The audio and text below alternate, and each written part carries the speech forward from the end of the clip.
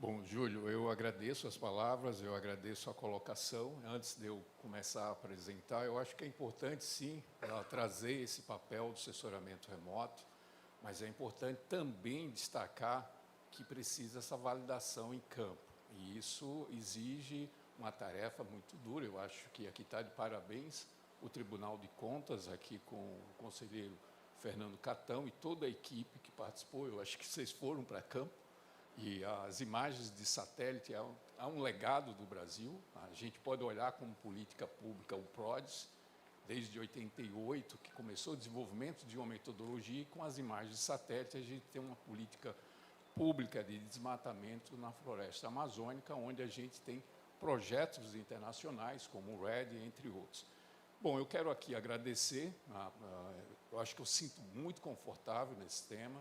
A minha formação, eu sou meteorologista de formação, climatologista, trabalho com a parte de assessoramento aí uns 30 anos, dos quais eu coloco aí um bom tempo de energia gasto no Instituto Nacional de Pesquisas Espaciais. Eu peguei o auge do INPE, posso dizer que o INPE hoje tem uma outra componente, e isso é fácil quando você compara como é que está a situação da Índia, entre outros países que desenvolveram essa tecnologia espacial. Mas aí mais de 20 anos trabalhando com imagens de satélite.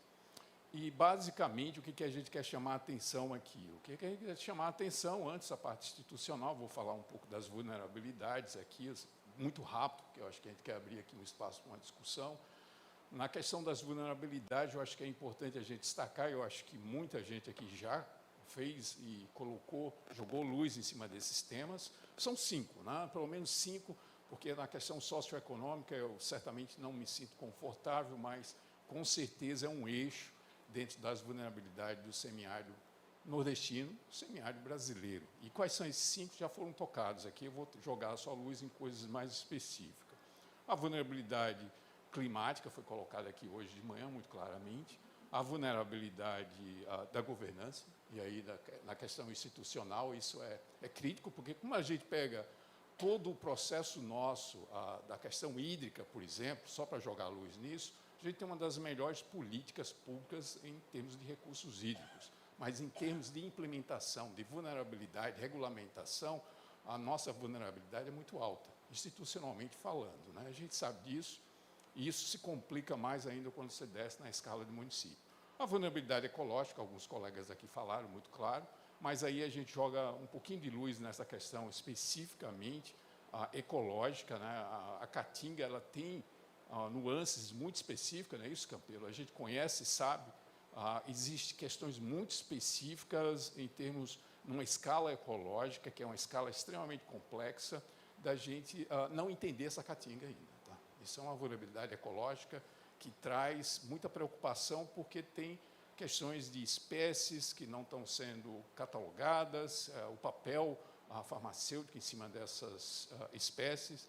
Então, isso traz uma preocupação. E nessa vulnerabilidade ecológica, a gente não pode esquecer que a Embrapa, né, a nossa Embrapa, ela tem e vê um dos biomas hoje, o bioma da Caatinga tem um papel.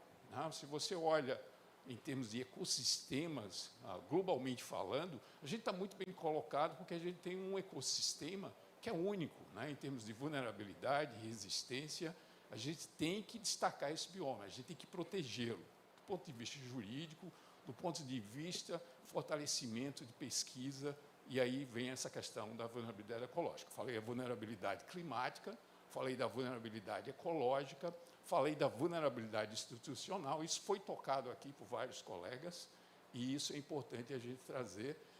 A vulnerabilidade do conhecimento, né? Isso é uma questão extremamente sensível, principalmente numa região que precisa de ter esses agentes, principalmente em termos de pesquisa, de levantamento e monitoramento. Então, a vulnerabilidade do conhecimento é muito grave, porque ela traz essa perda de conhecimento, e eu vou trazer essas vulnerabilidades à medida que eu for destacando alguns pontos aqui. Por que eu estou falando dessas vulnerabilidades? Primeiro, qual o nosso papel da academia? Eu estou aqui representando a academia, mais especificamente a Universidade Federal de Alagoas, o laboratório.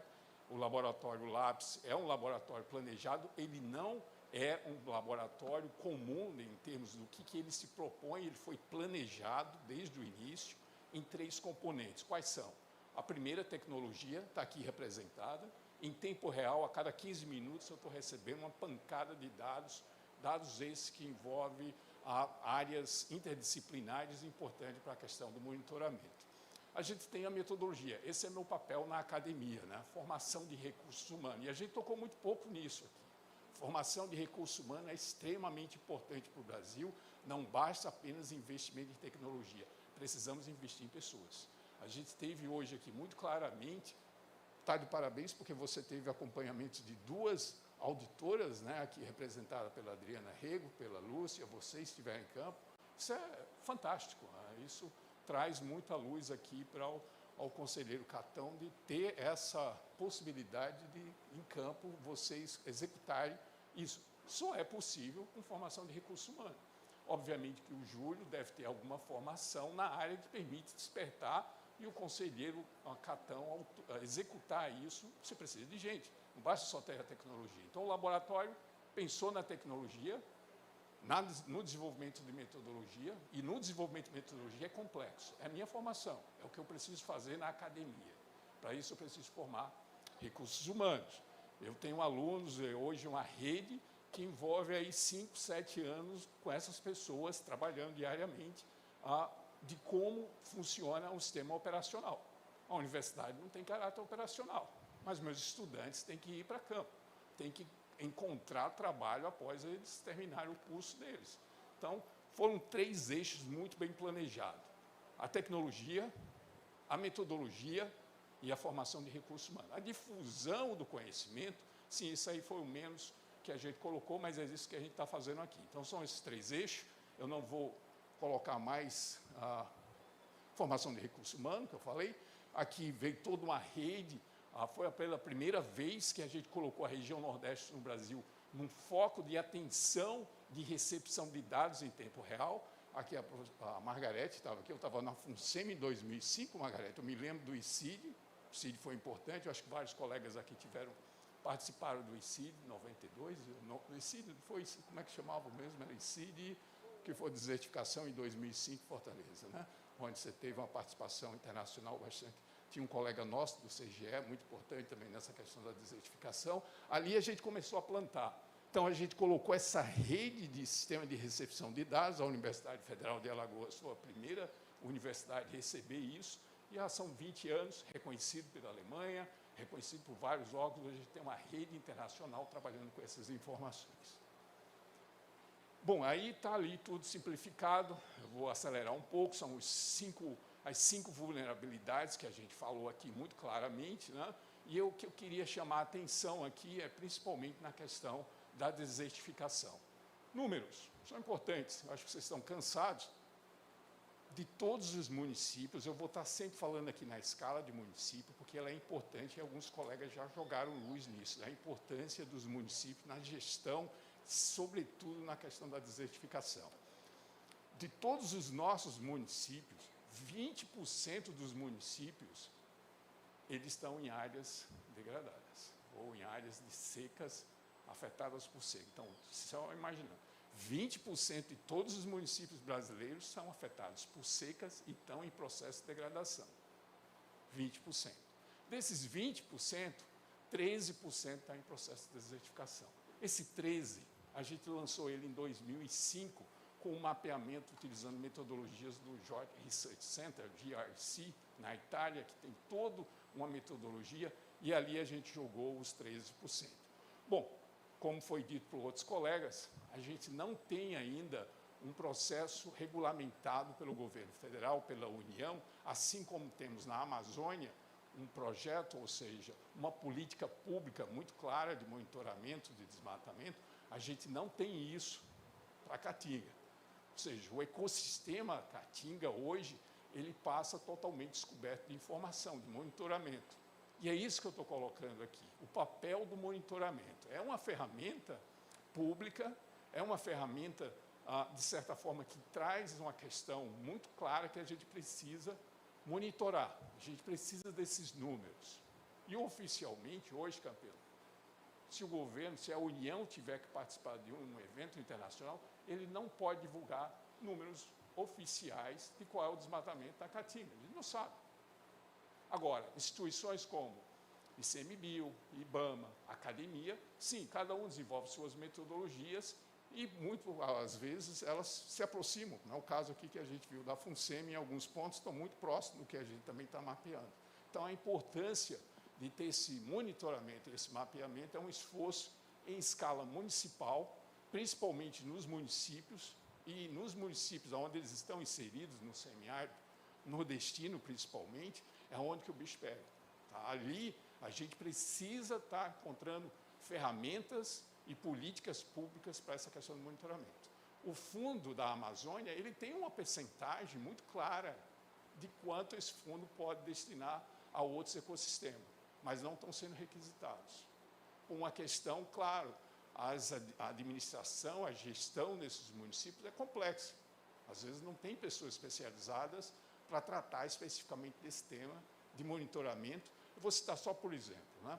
Quando a gente tem lá em Alagoas, pega aquele período mais crítico, que é agora, que é o período de secas, e que todas as ações são emergenciais, as prefeituras precisam lançar relatórios técnicos, juntamente com o governo do Estado, ou mesmo com a União ou com o Exército, o que está acontecendo em termos de necessidade de abastecimento de água. Mas para que seja feito isso, precisa de um levantamento, precisa de uma informação de dados meteorológicos, informações hídricas, para que se tome uma decisão e que se tenha recurso, seja ele do município, seja ele do Estado ou da União. Então, em resumo, precisamos de pessoas, precisamos de treinar essas pessoas na prefeitura de como trabalhar com essas informações. Basta só o monitoramento? Sim, é importante. Só isso resolve? Não. Precisamos de pessoas treinadas no município para tentar trabalhar essas informações. E aí, quando a gente joga nisso, a gente fala, por exemplo, aqui há 3, 4 meses. Você vai ter, já tem um El Niño, onde ele vai chegar, o pico dele ali de janeiro e fevereiro, e são situações extremamente críticas para o semiárido brasileiro, porque a gente já está acompanhando algumas condições físicas, reflexo dessas condições em termos dessa redução de precipitação, e eu vou destacar isso já daqui a pouco, e também as altas temperaturas. A combinação de seca e altas temperaturas, se a gente jogar 20 anos ou 30 anos atrás, essa questão não era tão intensa dos dois processos ocorrendo simultaneamente. E a gente vai ter outros processos ocorrendo simultaneamente. Isso em face de toda essa questão em termos do que está acontecendo de mudança climática. Mas trazendo isso localmente, é isso que já está acontecendo. E isso afeta a nossa qualidade de água. Em que sentido? A partir do momento que você tem secas intensas, rápidas e prolongadas, a exemplo do que aconteceu em 2012 e 2017, você tem esses açudes, esses mananciais, eles são, de certa forma, estratificados, e você tem a eutrofização, e com isso você tem as altas temperaturas alimentando bactérias e fungos e as cianobactérias. O que significa isso? Muitas vezes a qualidade da água nesses mananciais, nesses açudes, ou mesmo nas cisternas, isso pode contaminar peixes. A gente teve em 96, em Caruaru, a morte de quase 90 pessoas por cianobactérias. Levamos, não me lembro exatamente, mas semanas ou meses para diagnosticar o que aconteceu na qualidade da água em Caruaru e em Recife. Cianobactérias. Então, a gente tem que ficar muito claro isso, que a população continua aumentando, você tem altas temperaturas, tem secas muito mais rápidas pela combinação de seca e altas temperaturas, e você começa a ter esses mananciais, esses açudes, também os peixes, a tilápia, elas são afetadas pela cianobactéria e você vai se alimentar desses peixes. Então, a gente já chama atenção para essa questão de saúde pública nos próximos meses, no sentido de que temos que aperfeiçoar a capacidade dos municípios, dos estados, e monitorar essa água e a qualidade da água em termos disso. Então, basicamente, é isso que eu estou falando em termos de vulnerabilidade. Essa vulnerabilidade da saúde, ela é um ponto crucial nessas questões que vão acontecer, principalmente agora, mais próximo, em função do que a gente tem em termos de seca. Isso aqui eu já falei rapidamente.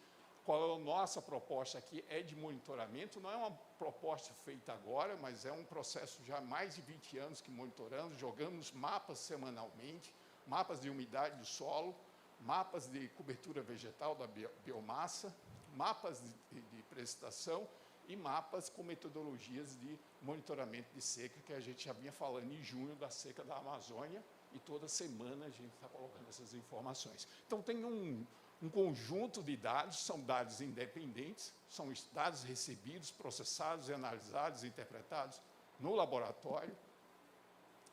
E aqui, mais recentemente, a gente teve, uns 3 anos antes da pandemia, ou bem pouco antes, ou durante a pandemia, a gente teve do New York Times, teve um jornalista que nos acompanhou, foi no laboratório, a gente acompanhou ele, a equipe dele, por 2 meses, e aí ele colocou pela primeira vez no New York Times sobre a questão do extrativismo vegetal, a exploração, isso pegou uma parte ali da Paraíba, e o mapa aqui, né, esse mapa central, ele foi o primeiro mapa mesmo com desenvolvimento de metodologia, isso participou de um projeto junto com a União Europeia. Nesse projeto da União Europeia envolvia os países da América do Sul e Caribe, era o Euroclima, eu acho que alguns colegas, ou um colega aqui do Instituto Nacional do Semiárido participou do Euroclima, e nesse do Euroclima a gente desenvolveu metodologias e começou a mapear toda essa área de desertificação na América Latina e Caribe, e agricultura. A agricultura se separou desse projeto, foram 4 anos, envolvia pontos focais, governamentais e especialistas, e por 4 anos trabalhamos, e daí a gente gerou esse mapa, que daí é o famoso 13% de áreas desertificadas. E aí trouxemos mesmo o termo desertificação. Havia uma certa restrição, vamos dizer assim, na linguagem do uso de desertificação no Brasil. E aí a gente colocou, não, desertificada sim, e ainda uma situação ainda muito mais complexa, que são no entorno dessas áreas desertificadas, que são níveis de degradação. Júlio, eu não sei como eu estou indo, mas eu estou chegando já próximo de alguns pontos. Aqui eu fiz o exercício, assim como a FUNSEMI, a gente também fez o exercício. Eu peguei esse mapa aí, esse mapa ele tem desde 2001 até 2020, deixa eu olhar ali, 22, ele é bem recente, é um mapa de biomassa. O que vocês estão vendo aqui claramente é o estado da Paraíba, e isso é quanto que a gente tem a nossa, vamos dizer assim, degradação, olhando aqui, sem subdividir em níveis. Para quem não é do estado da Paraíba, acho que a grande maioria aqui do estado da Paraíba, os cariris paraibanos, porque também tem os cariris cearenses, o seridó, essa aqui é a região mais crítica.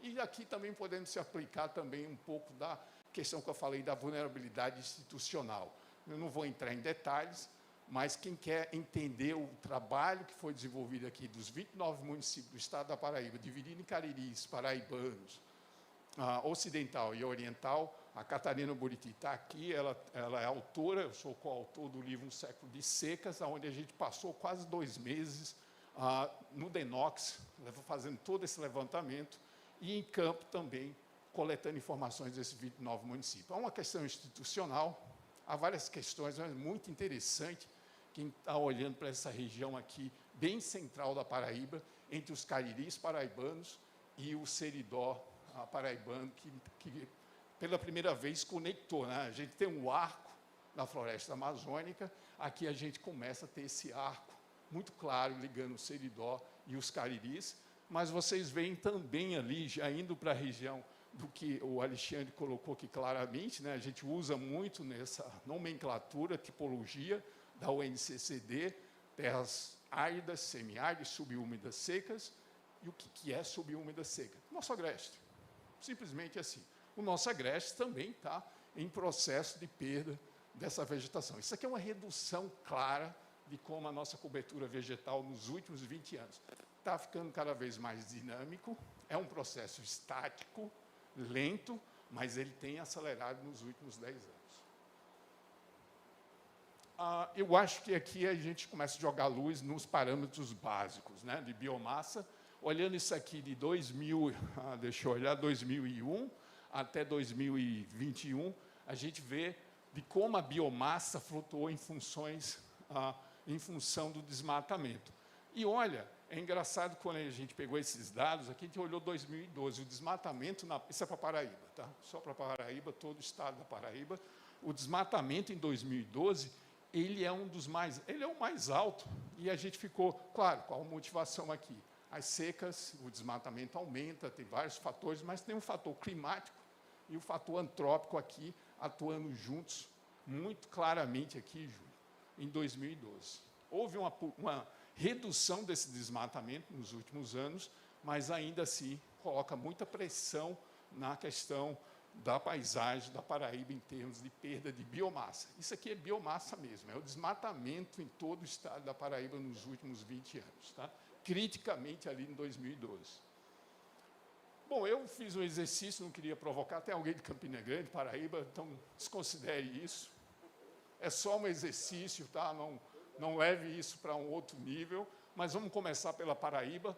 Eu tirei algumas outras informações, porque são desnecessárias aqui, mas olhei, olha, área protegida na Paraíba. Olha isso como área protegida, com unidade de conservação, de uma forma geral, como foi explicado aqui pelo Alexandre, 1,57. Né? Alagoas está com 3,50, acho que a FUNSEMI, aqui representada pela Margarete, está quantos de área de conservação? Vocês têm mais de 7% hoje? Eu não sei, não me lembro mais dos números. Mas é baixo, tá? Em termos de unidade de conservação, a percentagem é muito baixa, mas olha aqui nos últimos 30 anos a perda de floresta. Na Paraíba, a gente teve uma perda de quase 13%. Isso é significativo, né? Para todo o estado.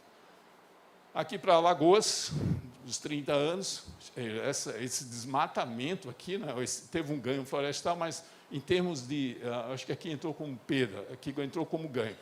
Eu cortei ali, mas deveria ser perda, mas ela está muito próximo desse número também para o estado da Paraíba. Aqui eu fiz uma comparação muito rápida, de ontem, de sábado para domingo. Aqui a área de interesse, né, olhando Campina Grande. O que chama a atenção em Campina Grande, área protegida, 0%. Quando a gente compara com João Pessoa, a gente está com 5,92%, e a perda de floresta, aqui na capital, 3,5%, e no interior, Campina Grande, 10,73%. É muito alto comparado com a capital. Então, a gente tem que começar a ficar de olho, que é exatamente aquelas áreas onde eu mostrei para vocês, entre o agreste, aquela transição da região da Zona da Mata até o sertão, o agreste, é onde que a gente está vendo também uma perda dessa biomassa nos últimos 20, 30 anos. Bom, isso aqui foi um exercício muito rápido, estou chegando, Júlio, vou acelerar mais, mas acho que tem uns 3 ou 4. Aqui foi um exercício junto com o ICMBio, tem o CEMAV e o LAPS. Essas áreas em vermelho é do LAPS, as áreas em verde é o PAN das aves, do ICMBio, para a gente ver as áreas, se realmente havia alguma correlação das áreas degradadas com áreas de proteção de aves, né? E claramente isso foi feito para toda a região nordeste do Brasil. Estou destacando aqui para o estado da Paraíba, muito claro aqui, o PAN das aves e as áreas degradadas. A gente tentou ali ver aonde. São 2 trabalhos independentes, mas que, de certa forma, têm uma importância nessa questão do ecossistema, da perda da biodiversidade, né? Muito claramente aqui, olhando as áreas de aves ameaçadas com áreas degradadas.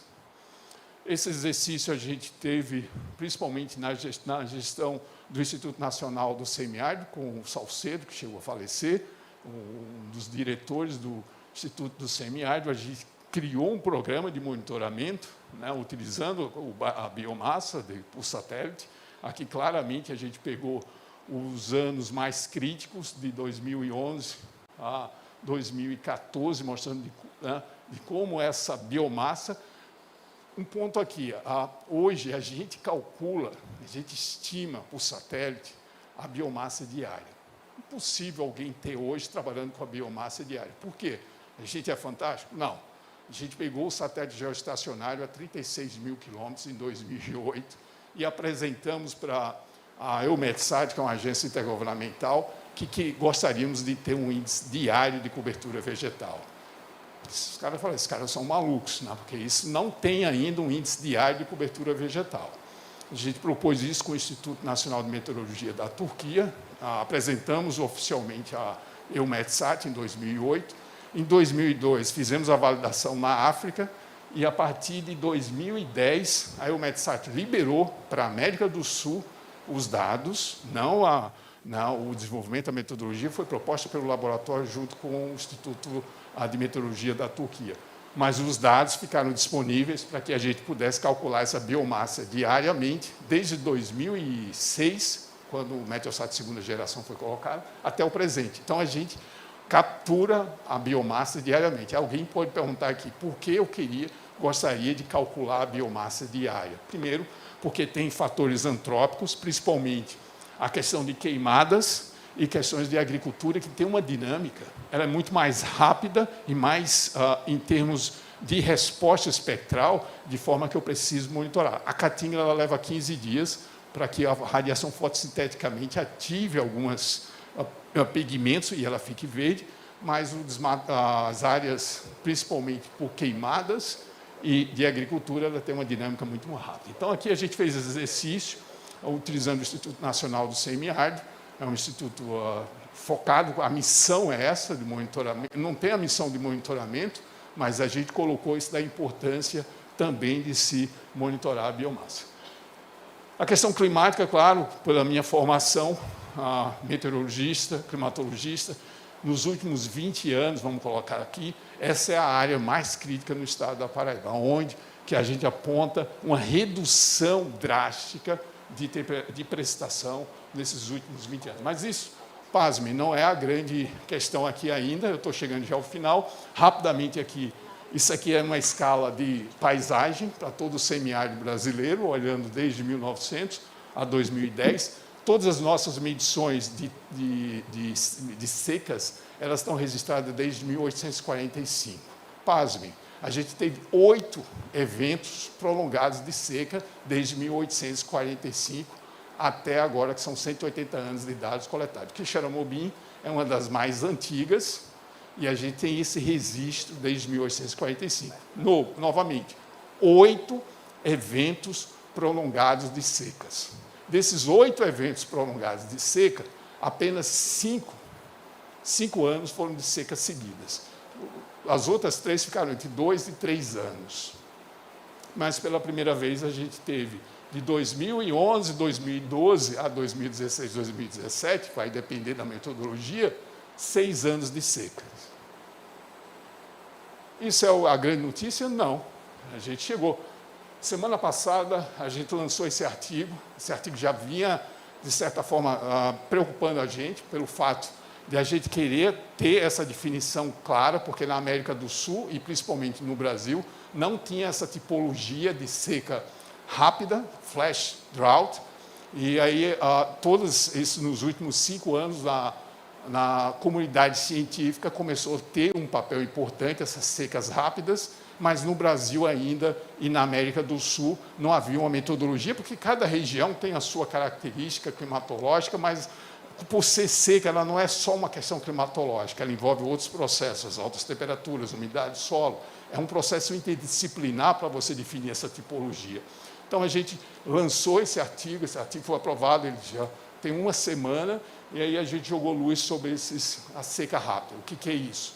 Aquilo que eu falei inicialmente. São secas normais, redução de precipitação, com a combinação de altas temperaturas. Isso acontece simultaneamente, e a gente viu muito claramente esse exercício na Amazônia, mais recentemente. Ou seja, um sistema de massa de ar seco, mas essa massa de ar seco subside, né? Você tem uma corrente de ar descendente, e isso resseca, cria esse tampão, e a gente tem essa combinação de poucas semanas, né?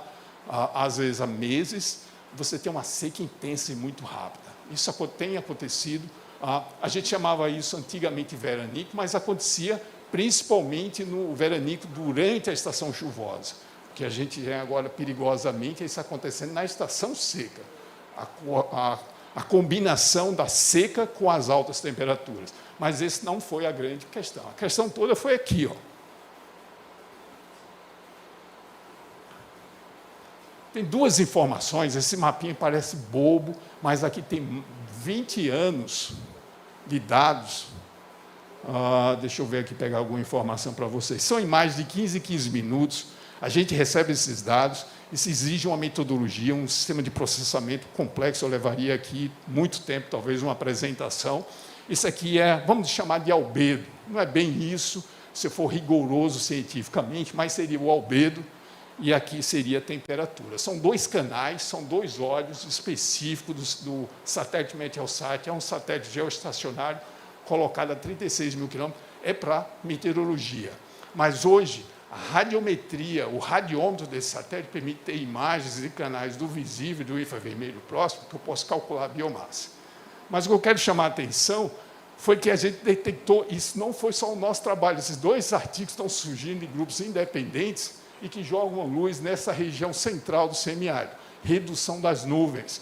Se eu falar isso para qualquer sertanejo, nenhuma novidade. Ele já percebe, há uma redução de nuvens.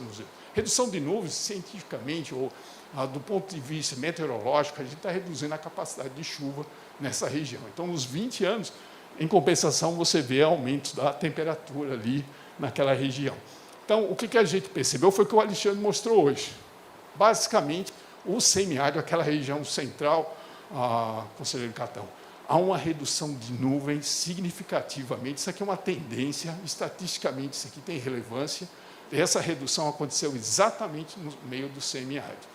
Isso é preocupante, porque pela primeira vez a gente está convergindo com outros trabalhos interdisciplinares que traz o que a gente estava falando hoje de preocupante.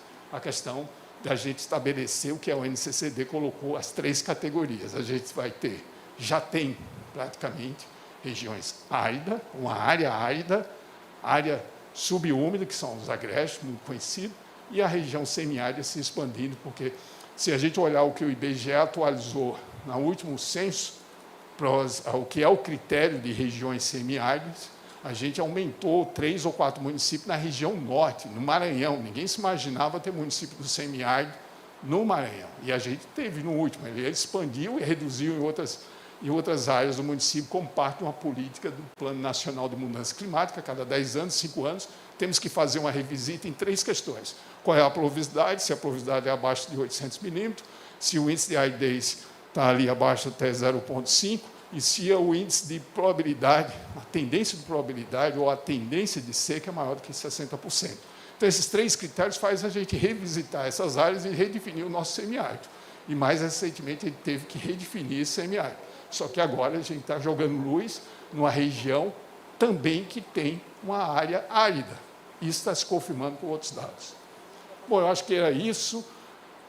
Basicamente, isso aqui eu vou deixar. Eu acho que eu tomei mais tempo do que eu deveria, mas as mensagens são: temos as vulnerabilidades climáticas, as ecológicas, as vulnerabilidades da desertificação, a institucional, que para mim é muito séria, e aí depende muito da competência dos gestores que estão atualmente nessas agências, a exemplo que aconteceu aqui na Paraíba, essa ação do Tribunal de Contas. Eu lamento que o Tribunal de Contas de Alagoas não teve aqui diretamente participando, mas a gente teve uma reunião com o Catão há uns 3 anos atrás, mas eu tenho certeza, Margarete, que outros tribunais de contas vão assumir essa responsabilidade e jogar luz na questão mais importante, a financeira e econômica. Toda a questão é econômica. Tá? Isso aqui, praticamente, é uma questão econômica e a gente vai ter que olhar isso do ponto de vista de monitoramento. Precisamos de um sistema de monitoramento e, para que isso, a gente possa também ter a reivindicação sobre o fundo. Né? Só o fundo não vai se justificar. A gente tem que ter a academia preparada, as agências para trabalhar com um desenvolvimento de uma metodologia do governo brasileiro para o monitoramento da Caatinga e do Cerrado. Tá bom? Com isso eu fecho e agradeço mais uma vez ao conselheiro Catão, ao Júlio, as meninas que estiveram aqui de manhã, fizeram um excelente trabalho, parabéns a todos, e a todos que estão aqui presentes. Eu espero que o pessoal de Campinas não tenha entendido, mas há um déficit, tá? Isso é sério, há um déficit de 700 mil árvores em Campina Grande. Não estou dizendo que isso vai resolver a desertificação, até porque as grandes cidades elas vão ter que olhar e rever isso. Uma coisa que eu esqueci, Júlio, foi a questão da conservação, é baixa, e eu não sei se esse modelo de conservação é o mais apropriado. Por quê? Porque existe uma memória do solo, e eu acho que a Margarete deixou muito claro, e eu percebo isso porque eu vou para campo. O que é? Se você deixar aquela área degradada muito tempo, sem tocar, isolar, colocar cerca, colocar muro de pedras e isolar, leva 20, 30 anos, mas ela se recupera. Ela tem uma memória no solo, né, de sementes, que se a gente acabar com aquilo dali, porque a gente acha que está degradado e vamos colocar qualquer coisa ali, a gente vai perder essa memória. Então, a pergunta é, o que é conservação por semiárido? É tornar verde? Ou é fazer com que as áreas que são secas e estão degradadas, a gente proteja elas e espere o tempo? Isso não é política de governo, mas é política de Estado. Tem que esperar pelo menos 30, 50 anos. Já tem trabalhos de campo provando isso. Leva 30, 40 anos. O cara botou a cerca no experimento, de um lado ele viu, continuou com a degradação, do outro lado da cerca, 15 anos, sem fazer absolutamente, só protegendo essa área regrediu. A outra é a questão da saúde, que eu já falei, que eu acho que também não sou especialista, mas cabe aí à gestão ficar de olho na qualidade da água. Acho que lá no Ceará vocês fazem um pouquinho disso, né? Obrigado. Nós aqui temos que agradecer, professor Humberto, assim como a doutora Margarete auxiliou a equipe lá do TCE Ceará, o professor Humberto aqui foi nosso parceiro aqui no planejamento da auditoria, inclusive a ideia de fazer um levantamento, né, nas cidades. Se tivesse mais tempo hoje eu poderia mostrar, mas está no nosso relatório, que nós fizemos um mapeamento de algumas áreas em estágio mais avançado. Essa ideia surgiu do encontro da gente lá em Campina Grande. Agradeço aqui o seu apoio. Tem uma pergunta aqui, vou passar logo para as perguntas.